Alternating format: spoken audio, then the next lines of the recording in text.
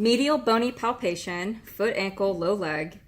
First and foremost, we do want to draw our attention to that space that runs behind the medial malleolus and down into the foot. It's kind of like a half-shaped U, a smirk of a smile, a quarter of a circle, whatever kind of image you want in your head. But this space that runs right behind that malleolus, that is considered our tarsal tunnel. So we will palpate the space to see if it's tender, and then we may have to use other orthopedic tests to rule out what is tender within the space. Our bony palpation from here is going to include our medial malleolus. Again, we want to palpate both the apex and all margins of the bone because we have the deltoid ligament that attaches, and again, this is a common site of fracture in severe ankle sprains.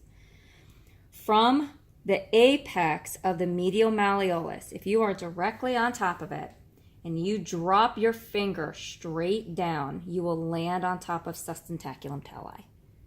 That's assuming that the patient's foot, though, is in a relatively neutral position.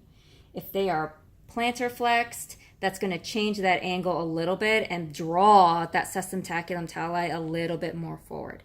Not that you can't palpate it from a dorsiflex, or a plantar flex position, but for ease for right now, keep them in a fairly neutral position. You're on the apex of medial malleolus, literally just drop straight down until you hit another little hard marble. That hard marble will be sustentaculum tali. From sustentaculum tali, move forward towards the toes, and again, you're going to feel another marble pop up underneath your skin. That is navicular tubercle, which means you are on navicula. Mm-hmm. From this angle, how the bones stack is you have your phalanges, first metatarsal, cuneiform, navicular. We can cheat it by finding sustentaculum tali, finding the tubercle, navicular tubercle, and then we know we're on that bone.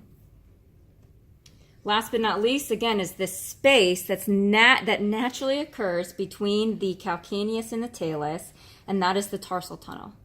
Now, on this particular model, it is a little bit hard to see, but if we move her around, you might see like a divot that pops up there.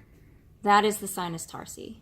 Not altogether obvious on a lot of patients, but on some, yeah, you will see a small depression. Just outlines the sinus tarsi.